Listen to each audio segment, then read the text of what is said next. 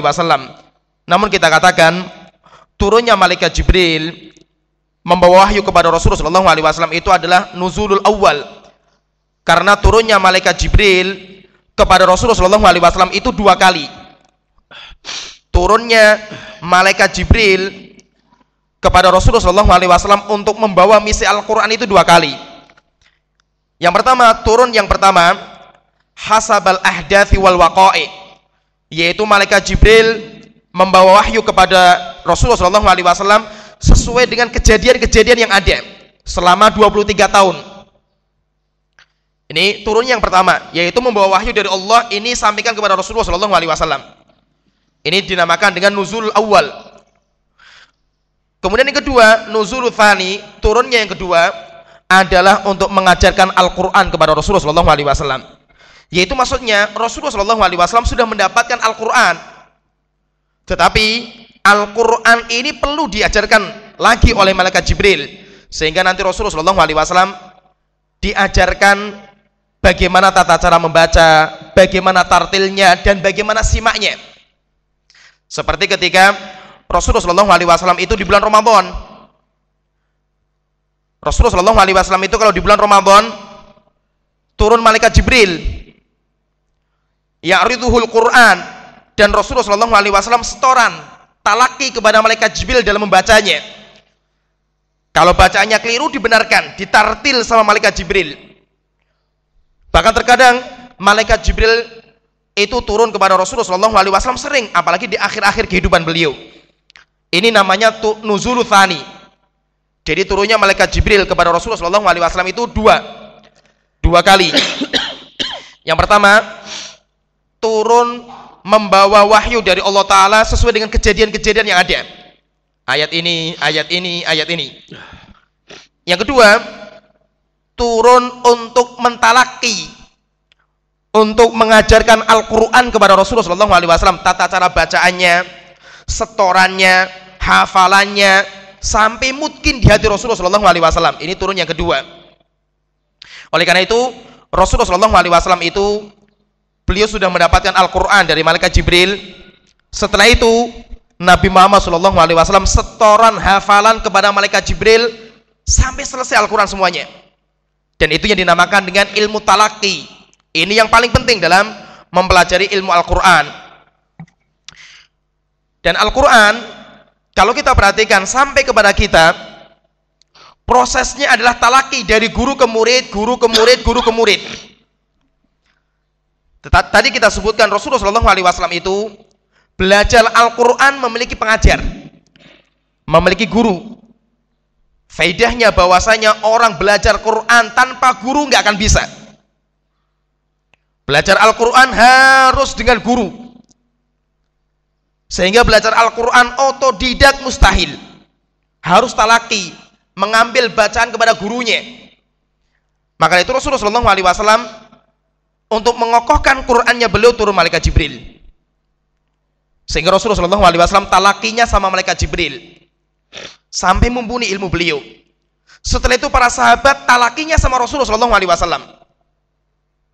Kemudian para sahabatnya sepeninggal Rasulullah Shallallahu Alaihi Wasallam memiliki murid, tabiin. Tabiin juga talakinya sama para sahabat, terus sampai zaman kita, menunjukkan bahwasanya ilmu Al-Quran adalah ilmu talaki. Ngambil dari seseorang, ambil dari gurunya, gurunya dari gurunya, gurunya dari gurunya, gurunya dari gurunya. Itulah yang dinamakan dengan ilmu Al-Quran. Sehingga Al-Quran sampai kepada kita sekarang ini melalui tawatur, mutawatir, dari ini ke generasi ini terus sampai zaman kita. Allah Ta'ala juga berfirman, wa 'allamaka lam takun ta'lam. Allah telah mengajarkan kepada engkau Muhammad apa-apa yang belum kau ketahui, harus diajarkan. Itu talaki, dari guru mengajarkan kepada murid, muridnya mengajar kepada yang lain, terus seperti ini namanya ilmu Quran.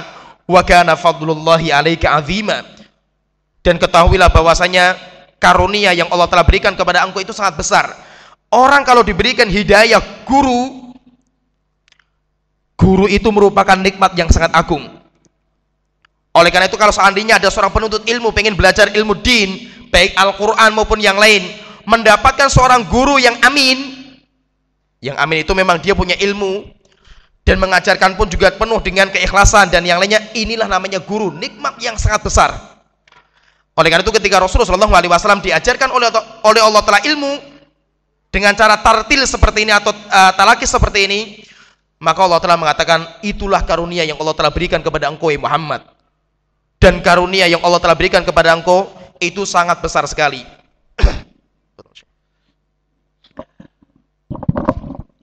وقد سئلت مرة من المرات، سألني سائل فقال: ما هو أحسن كتاب في التجويد أو في الترتيل؟ فقلت له وأجبته، قلت له: أفضل كتاب في التجويد هو الشيخ، لأنه لا يمكن أن تتعلم القرآن وتحفظه من خلال من؟ من خلال الكتاب أو من خلال المصحف. ولذلك قالوا قديما: لا تأخذ القرآن من مصحفي، بمعنى لا تأخذ ولا تتعلم القرآن من المصحف، فلا بد لك من معلم، كما تلقى النبي صلى الله عليه وآله وسلم وتلقى الصحابة والتابعين وتابع التابعين إلى أن وصل إلينا القرآن، فكذلك أنت لا بد وأن يكون عندك معلم رشيد وليس أي معلم. وسنتكلم على صفات المعلم الرشيد، المعلم النبيه، المعلم الذي عنده طريقة في التعليم، أو المعلم المخلص إن صح التعبير. أحسن كتاب كما ذكرت هو الشيخ أو المعلم أو الأستاذ.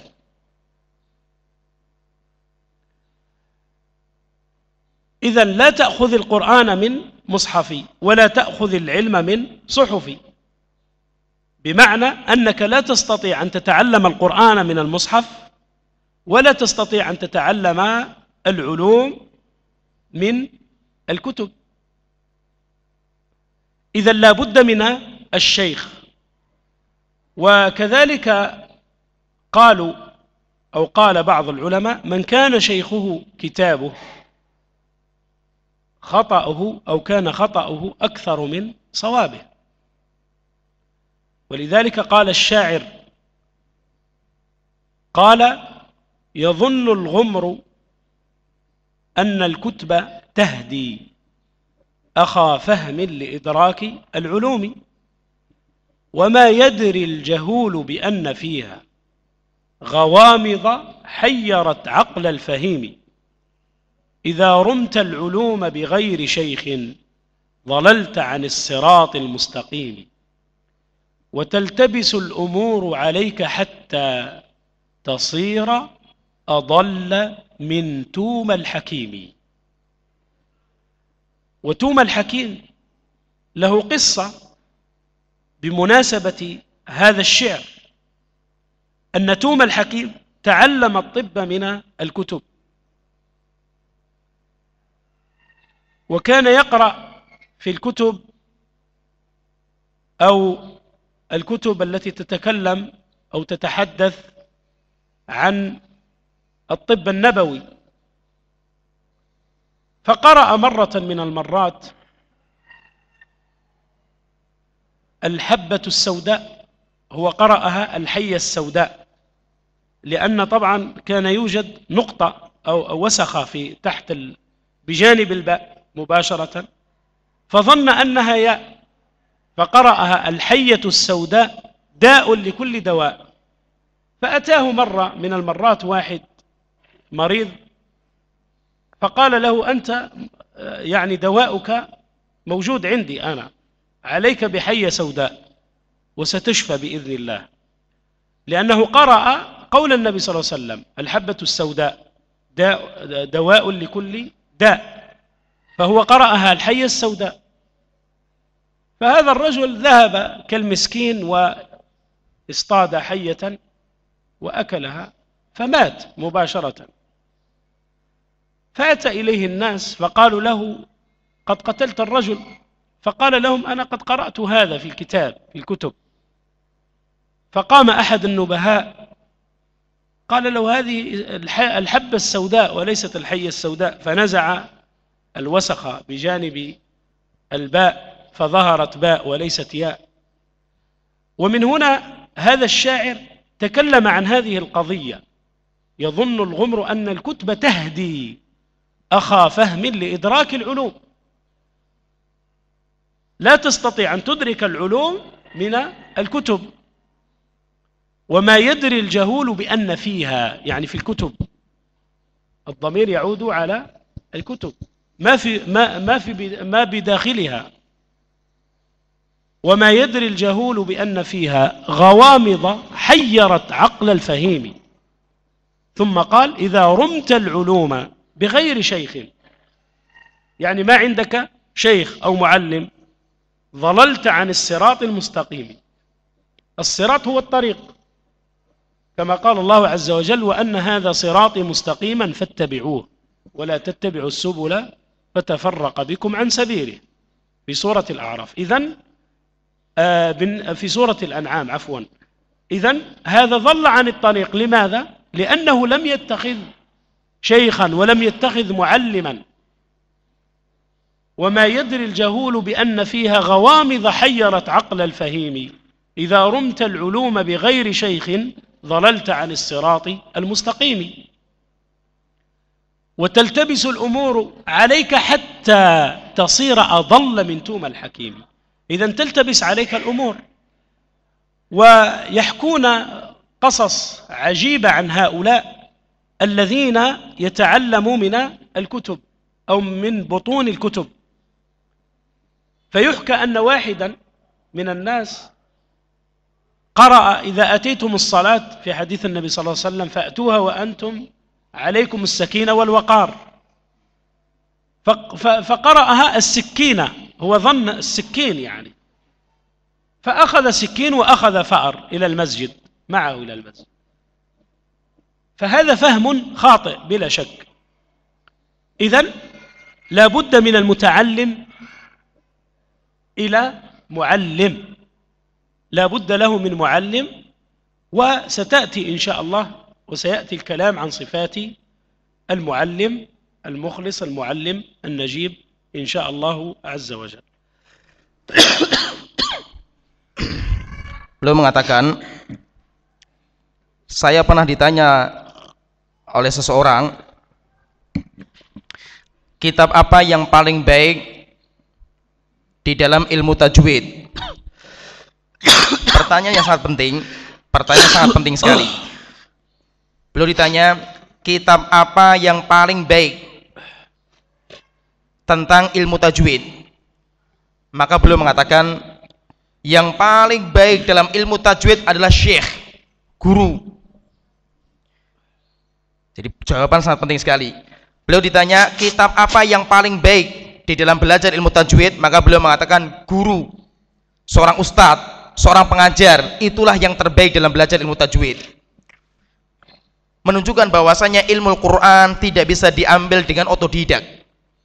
Semuanya harus belajar kepada seorang syekh, seorang guru yang memiliki silsilah dalam ilmu mereka. Oleh karena itu, ucapan para ulama dalam masalah ini sangat banyak sekali. Di antaranya ucapan yang masyhur di antara para ulama, la ta'khudul Qur'an, janganlah kalian mengambil Al-Quran dari mushafi, dari mushaf, dari mushaf, yaitu belajar otodidak, membaca Al-Quran otodidak, nggak pernah belajar sama seorang guru. Demikian juga jangan mengambil ilmu dari suhufi, hanya dari kitab saja, yaitu hanya belajar dari otodidak, gurunya adalah kitabnya sendiri. Orang yang seperti ini, yaitu yang mengambil ilmu secara talaki dari guru ke guru, dialah orang yang akan berhasil dalam ilmunya. Dan guru ini, yang dibutuhkan bagi guru harus memiliki sifat-sifat yang nanti akan kita bahas. Bagaimana sifat-sifat guru yang bisa mengajarkan ilmu supaya ilmu itu bermanfaat kepada muridnya. Akan tetapi Jangan sekali-kali kita otodidak dalam belajar ilmu din, baik Al-Quran maupun ilmu-ilmu yang lainnya.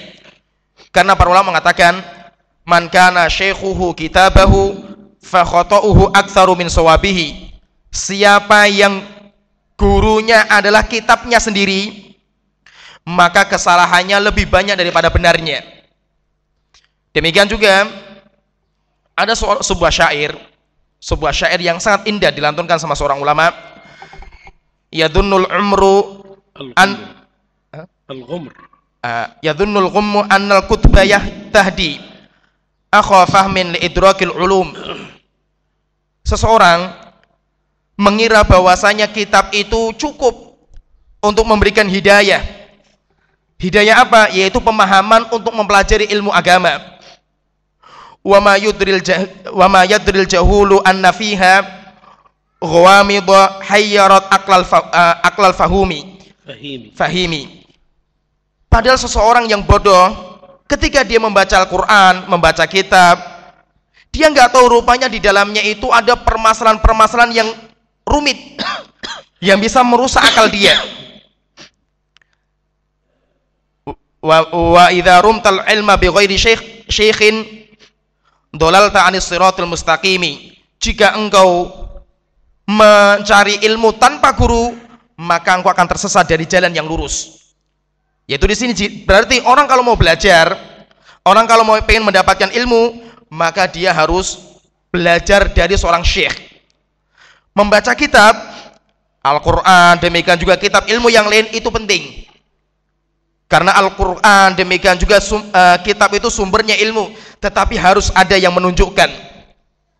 Siapa yang gurunya adalah kitabnya, maka pasti kesalahannya lebih banyak daripada kebodohan. Di dalam Al-Quran atau kitab-kitab para ulama ada permasalahan-permasalahan yang tidak mungkin kita bisa pahami tanpa seorang guru. Jika kita paksakan seperti ini, maka akan banyak permasalahan-permasalahan yang kita dapatkan dari kitab yang kita baca yang akan merusak pemahaman kita. Oleh karena itu banyak kisah pemahaman aneh karena keliru dalam membaca. Apalagi bahasa Arab. Bahasa Arab ini perbedaan titik, perbedaan harokat, perbedaan panjang pendek, berubah semua maknanya. Ada sebuah kisah, seseorang dia membaca kitabnya Al-Imam Ibnu Qayyim rahimahullah ta'ala, yaitu kitab Da' wa Dawa, yaitu tentang metode pengobatan Rasulullah SAW. Baca kitab ini, maka dia mendapatkan sebuah hadis. Hadisnya itu yang asli Rasulullah SAW mengatakan habbatus sauda dawa likulli da. Habbatus sauda itu adalah obat bagi semua penyakit. Tulisannya habbah, pakainya ba. Ada seseorang baca kitab, mungkin cetakannya keliru. Ba-nya itu ada titiknya 2. Maka dia bacanya al-hayyatus sauda. Bukan habbatus sauda, hayyatus sauda. Hayyatus sauda itu ular hitam. Hayyah itu ular. Ular hitam kalau dimakan obat bagi semua penyakit. Maka datang seseorang mengadu kepada dia, saya punya penyakit seperti ini. Maka dia mengatakan, oh saya udah baca kitabnya ulama, bahwasanya obat segala sesuatu itu adalah ular hitam. Kamu cari saja di kebun, dapat ular pukul, makan. Akhirnya benar, orang yang bertanya ini ketika sudah menjawab, dapat jawaban seperti ini, akhirnya dia cari di kebun, cari ular hitam, dipukul, dimakan, mati orangnya. Maka banyak orang mengadu kepada orang, kenapa kamu seperti ini? Loh, saya yang dapatkan kitab ini, berarti yang salah kitabnya, bukan saya. Rupanya ketika dicek sama para ulama, rupanya salah cetakan, ada 1 titik yang bertambah di situ, sehingga keliru, memahami keliru karena bacaannya yang keliru. Ini bahasa Arab nggak sembarangan. Ada juga kisah yang kedua, ada seorang ulama membaca sebuah hadis yang sahih. Rasulullah SAW bersabda, idza ataitumus shalah fa'tu bis sakinati wal wiqar. Jika seandainya kalian itu mendatangi sholat, maka datangilah sholat itu dalam kondisi sakinah. Bacanya sa, pakai fathah, sakinah. Sakinah itu ketenangan, jangan tergesa-gesa. Orang bacanya dikasrohkan sikinah, bukan sakinah, sikin. Sikin itu bahasa Arabnya itu adalah pisau. Kalau kamu datang ke sholat, bawalah pisau. Maka dia dari rumah kalau ke sholat bawanya pisau, taruh di sakunya. Kenapa? Karena keliru dalam membaca. Yang benar sakinah, pakai sa, pakai fathah, bukan sikinah. Ada juga sebuah kisah, saya tambahkan nih kisah tambahan dari Syekh, saya tambahkan sendiri. Imam Al-Jauzi dalam kitabnya Talbis Ibnu menyebutkan ada seorang ulama. Ada seorang ulama membaca sebuah hadis. Hadisnya nahan Nabi Shallallahu Alaihi Wasallam anil helaki fil masajid yaumul jum'ah. Rasulullah Shallallahu Alaihi Wasallam bersabda, Rasulullah Shallallahu Alaihi Wasallam melarang al-hilak, bacanya al-hilak, perkumpulan manusia di masjid sebelum salat Jumat. Kenapa? Karena bisa mengganggu aktivitas kaum muslimin yang sedang beribadah. Bacanya al-hilaki, haknya kasroh, lamnya fathah. Ada seorang ulama bacanya keliru, dibaca al-halqi, haknya difathahkan, lamnya disukunkan. Helaki dibaca halqi, harokatnya berbeda. Halqi itu mencukur, yaitu Rasulullah SAW melarang kita untuk mencukur di hari Jumat sebelum sholat Jumat. Maka orang ini mengatakan, setelah saya dapatkan hadis ini 40 tahun saya nggak pernah mencukur kumis, mencukur, memotong kuku di hari Jumat sebelum sholat Jumat. Berarti motongnya setelah sholat Jumat. Akhirnya ketemu dengan seorang syekh, dinasihatkan keliru bacanya, yang benar adalah al-hilaki. Ini menunjukkan bahwasanya belajar dari kitab ini berbahaya. Mempelajari ilmu itu harus dari syekh, harus dari syekh. Kalau mempelajari ilmu dari kitab otodidak, baik Al-Quran maupun ilmu-ilmu yang lainnya, pasti pemahamannya akan rancu, akan mendapatkan permasalahan-permasalahan yang rumit dari kitab. Tidak ada yang bisa memberikan petunjuk kecuali dari seorang guru. إذن فهمنا مما سبق أن المتعلم وأن طالب العلم وأن متعلم القرآن لا بد له من معلم. يا ترى ما هي صفات هذا المعلم؟ ما هي الصفات التي يتصف بها المعلم الرشيد؟ أولاً أن يكون مخلصا لله سبحانه وتعالى.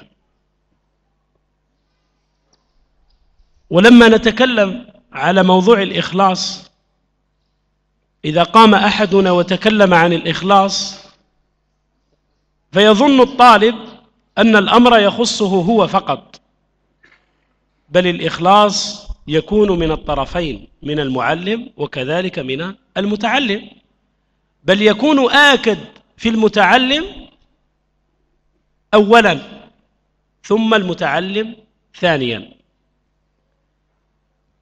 وفي هذا الباب، في باب الإخلاص، نذكر حديثا للنبي صلى الله عليه وآله وسلم، وهو من الأحاديث المهمة في هذا الباب، وهو حديث أبي هريرة رضي الله تعالى عنه عن النبي صلى الله عليه وآله وسلم أنه قال: إن أول الناس يقضى يوم القيامة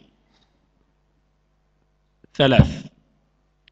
أول الناس يقضى يوم القيامة ثلاث من الناس. من هم؟ منهم المتعلم ومنهم المعلم. والنبي صلى الله عليه وآله وسلم ذكر المتصدق وذكر المجاهد وذكر المتعلم أو معلم القرآن أو متعلم القرآن أو متعلم العلوم بصفة عامة. إن أول الناس يقضى يوم القيامة ثلاث، فيأتي كل واحد منهم فيعرفه نعمه فيعرفها، فيقال له: تصدقت لكي يقال متصدق، وجاهدت لكي يقال شجاع أو يقال مجاهد، وحفظت القرآن لكي يقال حافظ أو لكي يقال متعلم. فتخيل يا أخ الإسلام أن هؤلاء الثلاث يهوى بهم في نار جهنم. لماذا؟ لأنهم كانوا يستمعون للمادحين، مدح المادحين وثناء المثنين وإعجاب المعجبين. إذن لا تنظر إلى مدح المادحين ولا إلى ثناء المثنين ولا إلى إعجاب المعجبين. هذه كلها مهلكة لك يا طالب العلم. فيعرفه نعمه فيعرفها، ثم يقال له قرأت القرآن فيقول نعم، فيقال له كذبت، قرأت لكي يقال قارئ وقد قيل، فيهوى به في نار جهنم. هذا الحديث لو نتأمل فيه جيدا لوجدناه كافيا شافيا بالنسبة لموضوع الإخلاص. إذن المعلم لا بد وأن يكون مخلصا لله سبحانه وتعالى. إذا أراد أن يثمر في جهده وفي علمه فعليه أن يخلص لله سبحانه وتعالى. هذه الصفة الأولى بالنسبة للمعلم. لا نتكلم على المتعلم لأنه يتعلم من المعلم ويأخذ صفات المعلم. إخلاص النية لله سبحانه وتعالى. ثانيا أن يكون عنده أخلاق قبل العلم. وقد رأينا كثيرا من طلبة العلم وبعضا ممن يتصدر المجالس ويعلم الناس ولكنه بعيد كل البعد عن الأخلاق. وقد قالوا قديما، ماذا قالوا؟ يعني القدماء الحكماء الأوائل ماذا قالوا في أقوالهم التي لا بد وأن نرجع إليها في كل وقت وفي كل حين؟ علم بلا أخلاق شجر بلا أوراق، وقالوا علم بلا أدب نار بلا حطب. إذن لا بد وأن يكون هذا الخلق موجود في المعلم قبل المتعلم. والتلميذ هو نسخة عن أستاذه تماما. فإذا وجد أستاذه متخلقا ومتأدبا فهو سيكون كذلك. ولا يمكن بأي حال من الأحوال أن يكون الطالب ليس متأدب ومعلمه مؤدب. لا بد وأن يكون المعلم أولا. إذن علم بلا أدب نار بلا حطب. هذا ثاني الأشياء وهو الأدب. والشيخ يعلمك الأدب وتتعلم منه الأدب قبل العلم. أول شيء تتعلم من شيخك هو الأدب أولا ثم العلم ثانيا. الصفة الثالثة أن يكون متعلم. لا نقول أن يكون عالما، لأننا إذا حصرنا طلب العلم على العالم فقط ما استطعنا نحن أن نتكلم، وما استطاع الأستاذ الطبراني أن يعلم ويفتح معهد، وما استطاع طلبة العلم في كل مكان أن يعلموا الناس، لأننا نقول للناس خذوا العلم فقط من العالم. ولكن لا بد من الحكمة، كما قال الله سبحانه وتعالى